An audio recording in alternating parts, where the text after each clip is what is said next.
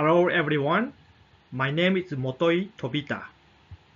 The title of my presentation is How do we build a team that keeps learning and growing? Let me introduce myself. I work as a TOC consultant in the business world, but I also spend my spare time in changing education. Especially, I spend a lot of time working with athletes and coaches, sports coaches. So I do workshops, and this picture is from when I did a workshop with the high school basketball team, and I do seminars for both kids and the parents at the same time. I have also coached some of the top world-class athletes. So for example, she is Miss Nagi Hanatani. She is a professional tennis player. And when we met in 2016, her tennis ranking, WTA, which is a world ranking, was over 900. But after 3 years, her ranking raised to 445th. Also, I have worked with Mr. Hiroshi Nakano. He is an Olympic athlete, in the Rio Olympic athlete in rowing. And look at this here.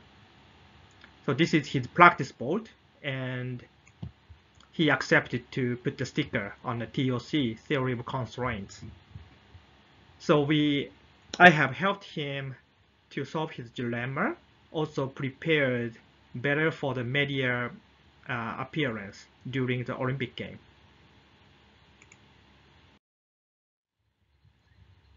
Before start to share the case with the soccer team, which is the main topic of this presentation, let me first discuss why we should use the thinking tools in the sports.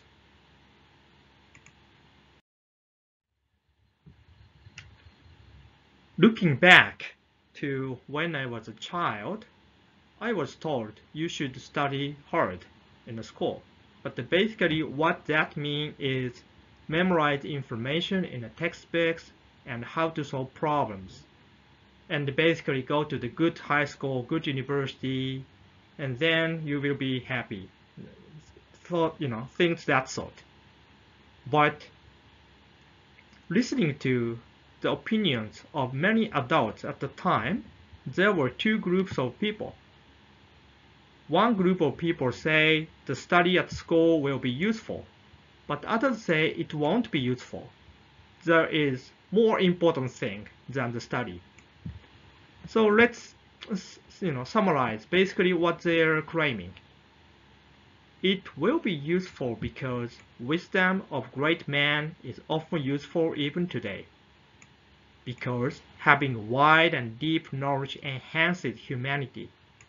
Because information in textbooks is the best knowledge in human history. However, other people would say it won't be useful because in rapidly changing world, old wisdom don't necessarily match the current situation. Because many of knowledge is easily accessible through an internet search. And because there's a big gap between knowing and applying information. If I compare those two different sets of opinions, I would think the right-hand side is becoming more and more true because of the development of AI, robot, things that sort. The world is changing much more rapidly than before. And of course, we can access most of the information, the simple information, by just searching for the word in Google. But think about what is missing in the school is we don't really have a good connection with what we learn in school, but what we have to do when once we start to work. Actually, the way I thought it, the sports is much more closer to the reality. The situation in the game is rapidly changing. It changes every minute. There's no answer how to win in the internet. Even though we have a coach and we learn the skill, but still we need to find how to apply the skill and how to win. So I thought through the sports, if they learn how to think clearly, how to think logically, then I thought it will be useful much more than just memorizing information in the textbooks. And that's why I started working on athletes and coaches.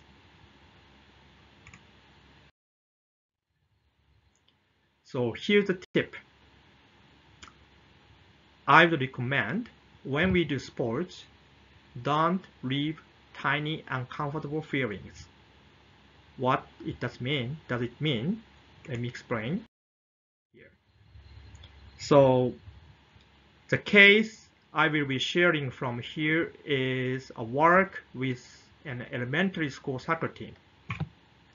I have worked with Mr. Ichiba. He's a specialist in soccer coaching. He studied in Germany and came back, worked as a coach in the J League, which is a national soccer league in Japan. And then he became the head coach or owner of the small private soccer team.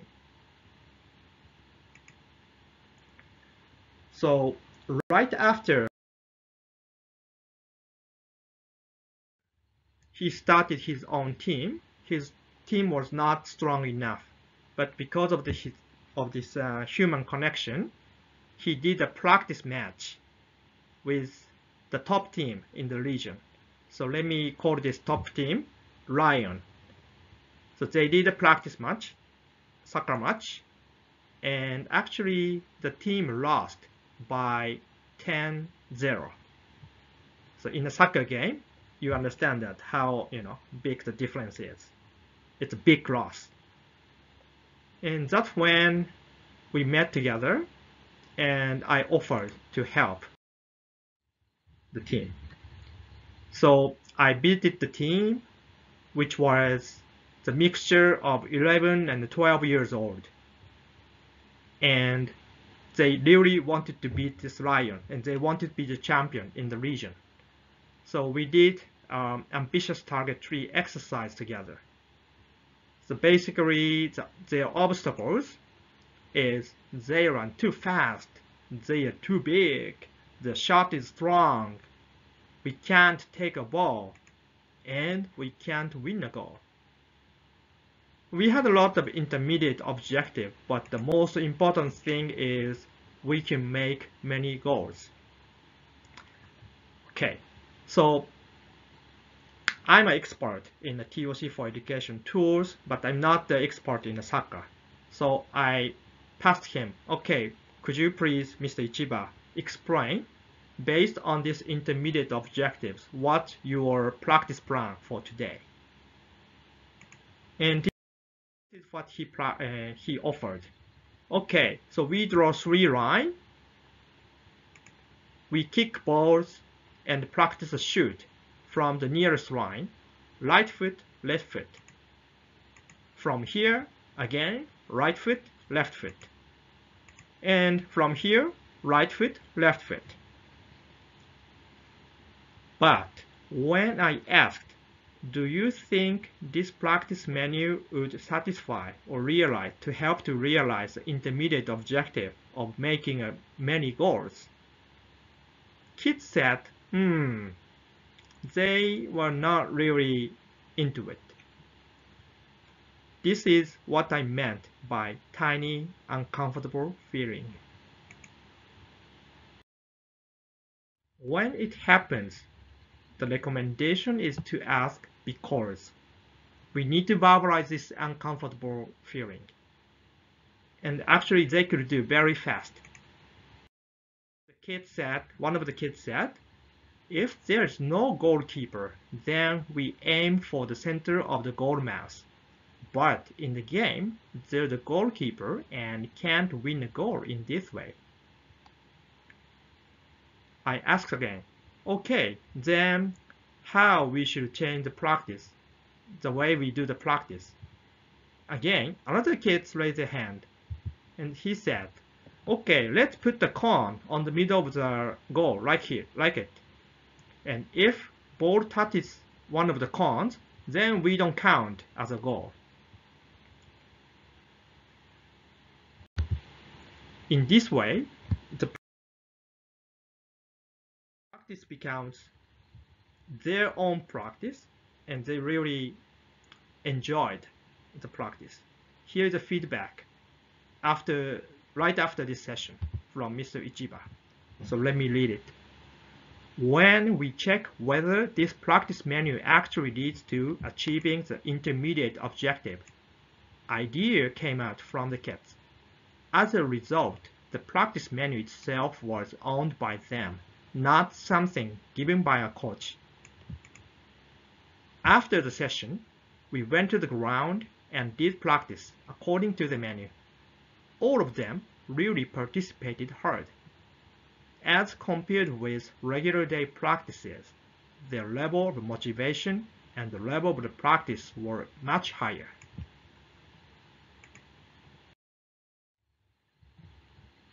About a month after that, I had a conversation with Mr. Ichiba again. And at that time, he said to me, "Oh, I'm thinking maybe we should reconsider our target. The lion is too strong, and I understand the setting the high goal is very important, but it's never be achievable. Then, it would actually demotivate our kids." That's basically what he said. And I felt like, now you remember how should we react when we feel like, recommendation is ask because. So I thought about it in my head first, and then I had a conversation with Mr. Ichiba. So are you saying that we can't win to the lion because lion is stronger than you, than us? And he said yes. But I had a different way of looking. Do you think any team have good days and bad days? And he agreed. If that is the case,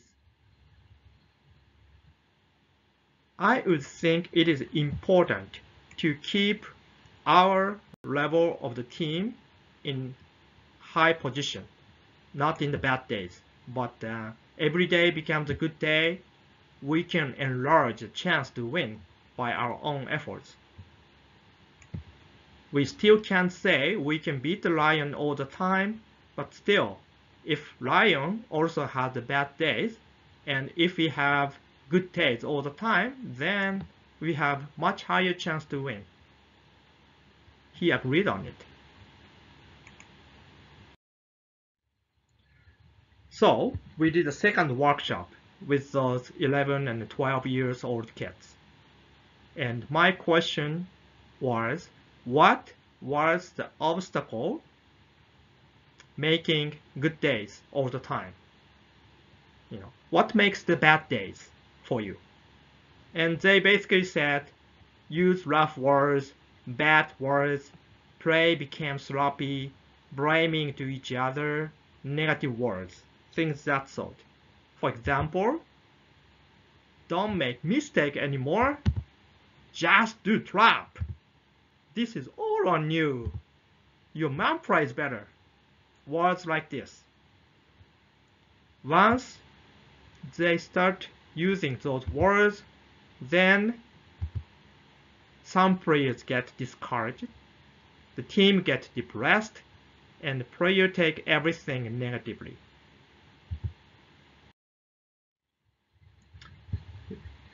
Okay, I understand that. Then I ask the next set of questions, which is just raise your hand if it applies. The first one. When I was said bad words, I feel depressed. Many of them raise their hand. When I pray, I intend to make a mistake. Nobody raise their hand. Of course, it is anticipated. Everybody have heard such depressing words. That was a big question. Everybody raise their hand. And finally, everybody have said depressing words, and many of them raise their hand.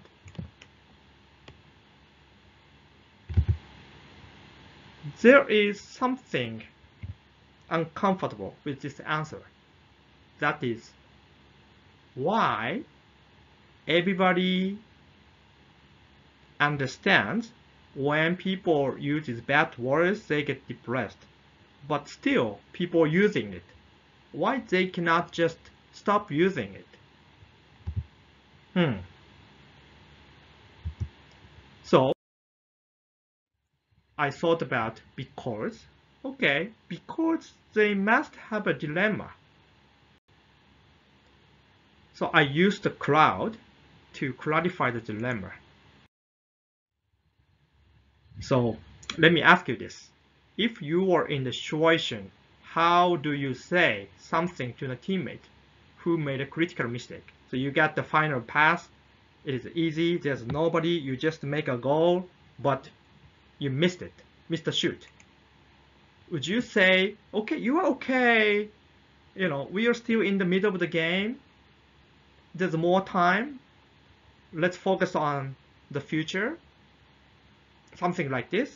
Or, hey, how can you miss that easy shoot? I don't want to play with you anymore. Get out of the field.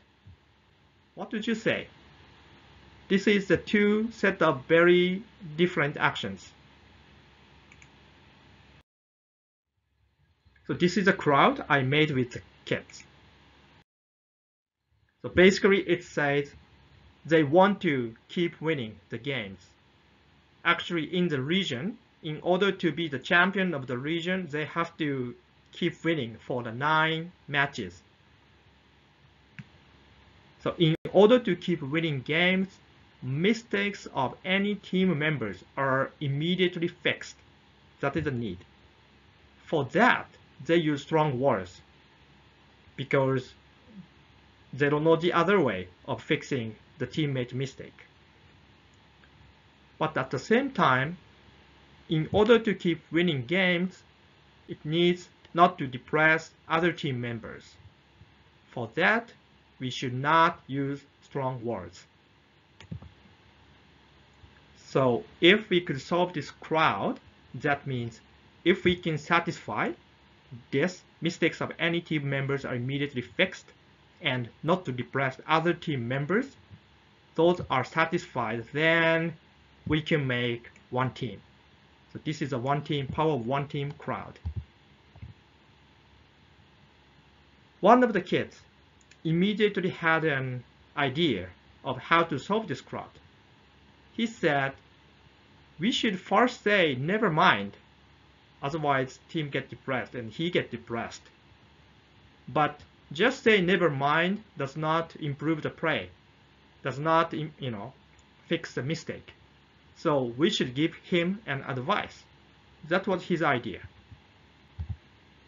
I thought, oh, this is so good idea about saying never mind at the first. But for the latter part, giving him an advice part, I felt like, would it really work? So, by now you know that we need to ask because giving an advice may not always be effective. That's my intuition. And I analyze a little bit more. If you give him, the person who made a mistake, an advice, then will he play better? Maybe or may not. Maybe he will, show resistance to the advice. So it will be, it will create an adverse effect. And looking at the reality of the team, this is just this is not a professional team, just a private soccer team in a town.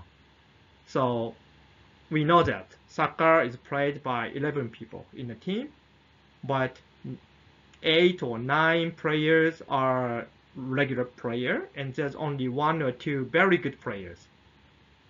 And by definition, those good players possessing the ball most of the time, and they are the one actually who makes a mistake, just because they have much more chance to touch the ball. If that is the situation, who can possibly give an advice to this ace striker when he makes a mistake? Because other members are less skilled than the ace.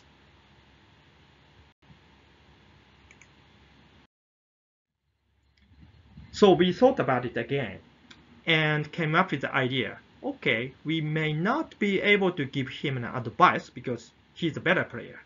Yet, we can pose a question. That was the idea. So we fixed and modified the solution to the crowd. Okay, let's first use some positive words like never mind or something, taking the stress out of him, out of the player who makes a mistake. And then we ask, what will you do next? This is a killer question for them because it's very short. It let him think how to fix a play in the next turn. So after doing practice, okay, again,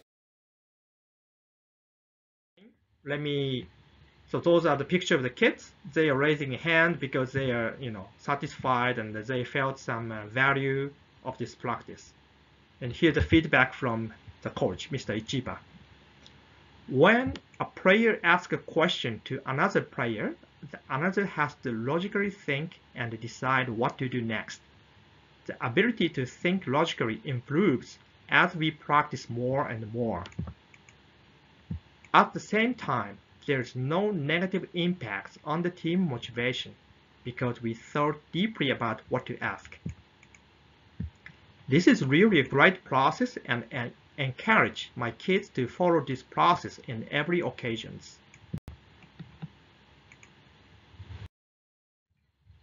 So actually they did it for 1 year. And when they are on the field, they ask this question, what will you do next? But also on the off field, after the practice, they make a journal, they write a journal, and I don't translate everything, but I see that their thinking, their reflection is logical thinking. So because of this is 1 year after, the original 6th grader graduated from the elementary school, and some of the 5th grader continued this practice for 2 years. And there's a new 5th grader, they did this practice for 1 year. And at the end of the year, we had the opportunity to play with this Lion team again. And first, I asked a question. If the best you is 100, how much you could achieve? And 5th grader said 70, and 6th grader said 90, which is pretty good. We could say the team was in a good day. And Lion was actually a little bit stronger, so the score in this match was 0-2, but which is much better than the 0-10. In the 0-2 is pretty common score in the soccer, and they were in a very close match.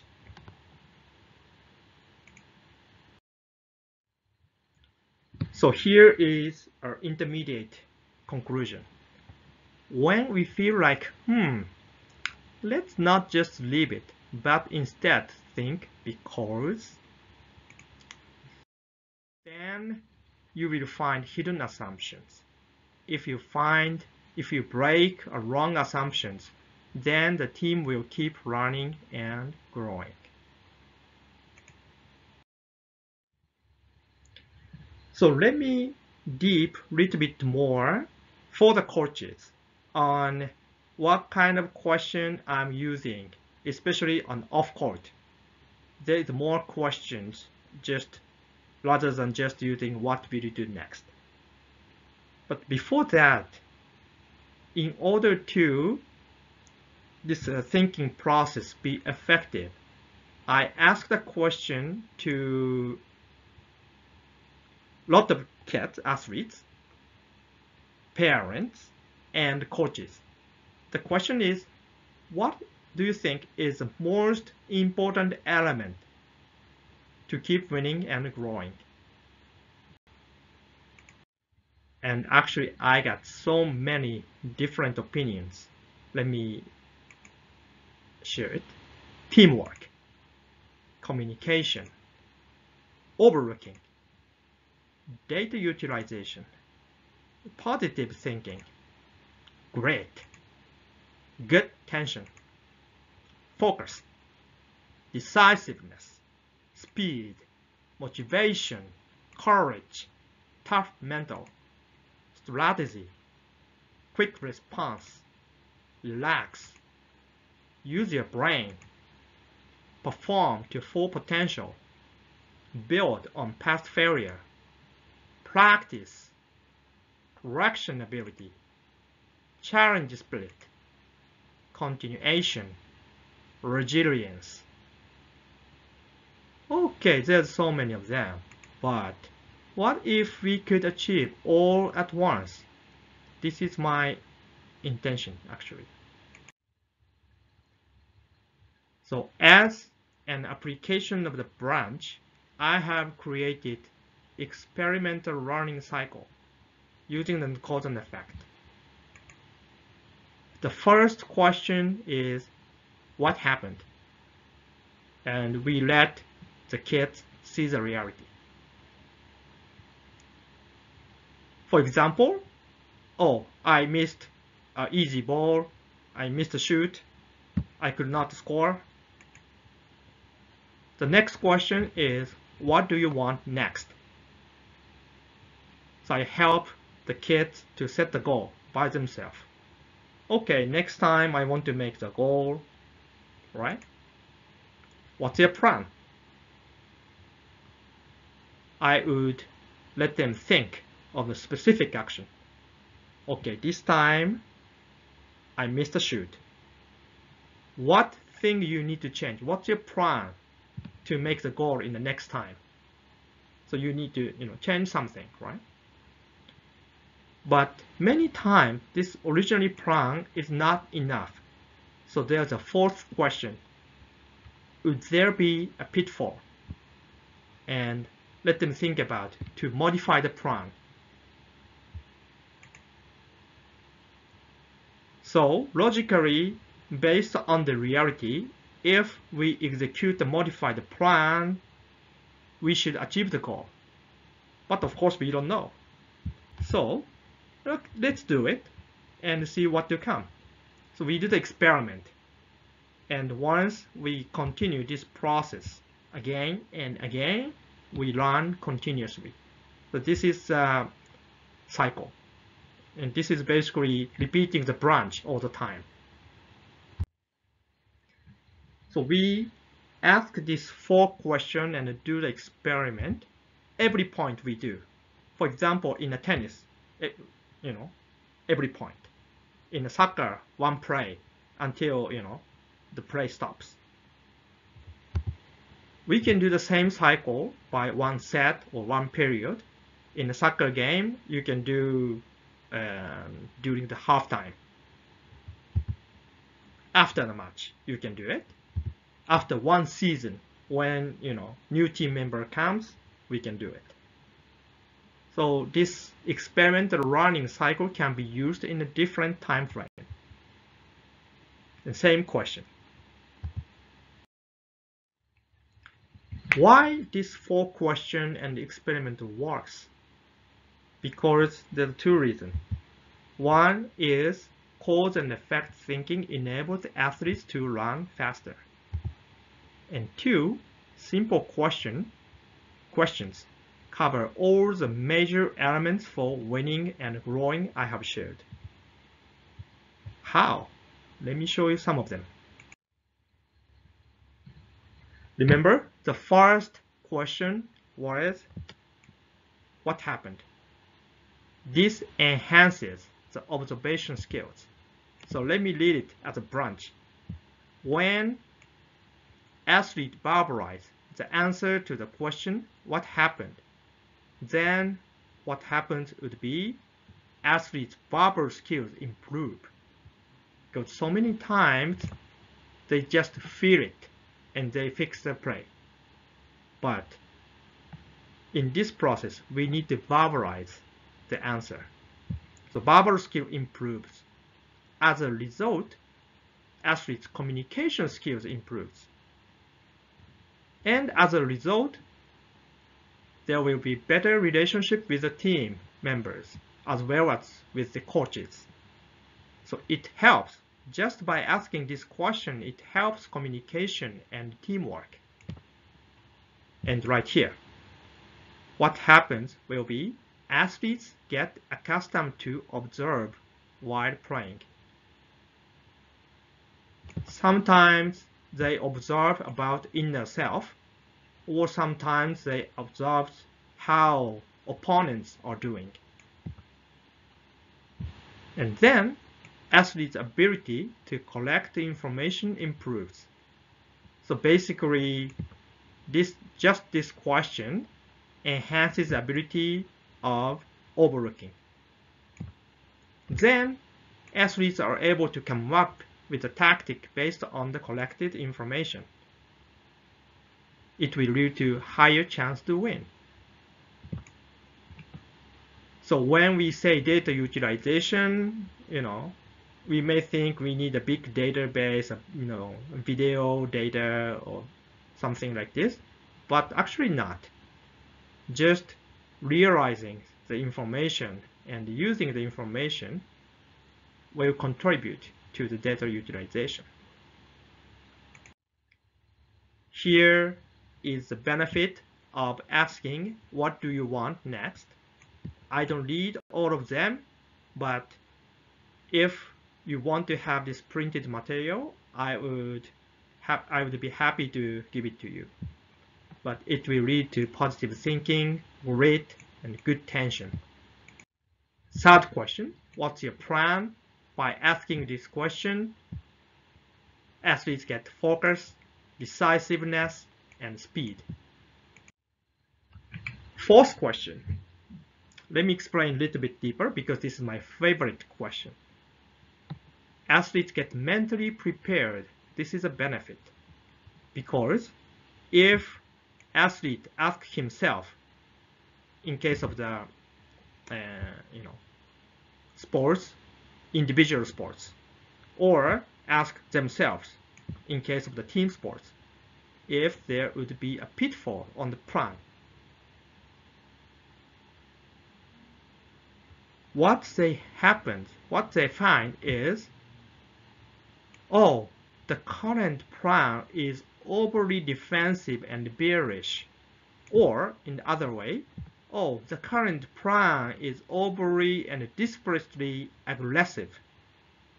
Or, oh, current plan is one pattern, the same as before. If they find one of those patterns on your plan, of course they modify it. They need to change it. Then, if they prevent the one pattern, then less chance for your opponent to read your mind. This is what happens. If they fix overly defensive or overly offensive plan, if they fix it, then athletes gain more confidence on the plan.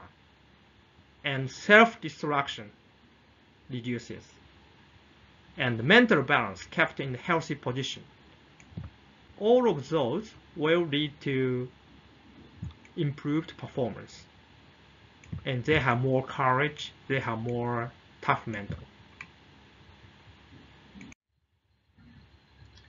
And then, okay, we thought about enough, let's relax, let's focus on what has been planned so we can do quick response. And because this is mentally prepared, physically prepared, there will be higher chance to perform to full potential.